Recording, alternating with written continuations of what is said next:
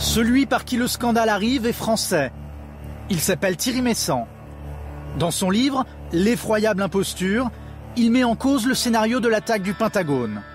Thierry Meyssan, bonsoir. Bonsoir. Nous allons passer au crible la théorie de Thierry Meyssan. Aucun avion ne se serait écrasé donc sur le Pentagone. Le point de départ, c'est de constater que la version qui nous est donnée par le département de la Défense d'un éventuel crash d'un Boeing sur le Pentagone, cette version, avec les détails qui en sont donnés par le Pentagone, n'est pas compatible avec les éléments matériels qui sont rassemblés.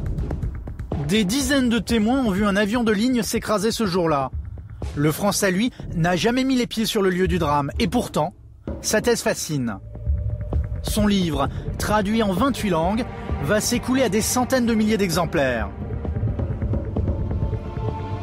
Si sa thèse fait mouche, c'est qu'il n'y a pas d'image montrant l'attaque du Pentagone par un avion.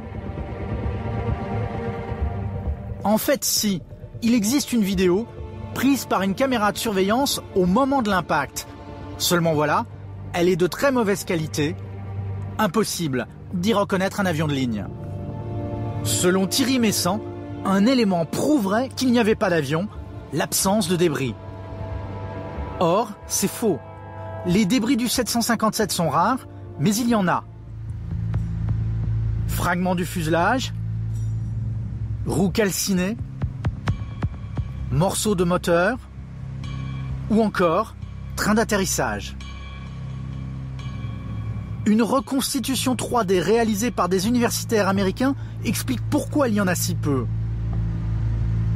Lancé à plus de 800 km/h contre la structure en béton renforcée du bâtiment, le Boeing, essentiellement composé d'aluminium, s'est littéralement désintégré.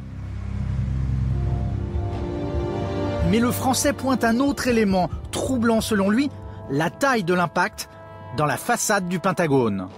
On constate sur la photographie que à l'endroit où le Boeing est censé être rentré, eh bien, il n'y a pas l'espace, le trou béant nécessaire à ce qu'il ait pénétré.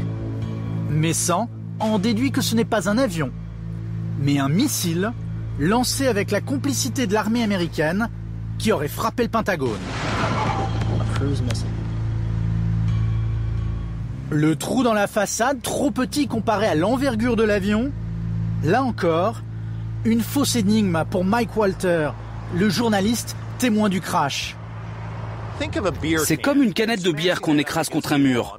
C'est fait d'aluminium. Ce qui s'est passé, c'est que les ailes se sont repliées et tout a été aspiré comme ça. C'est pour ça que le trou a l'air si petit. Il y a des gens qui disent que je mens. Mais j'ai vu ce que j'ai vu. Les ailes se sont repliées et elles sont rentrées comme ça. Et il y a eu une énorme explosion. Obnubilés par la théorie du missile, les conspirationnistes occultent un fait essentiel.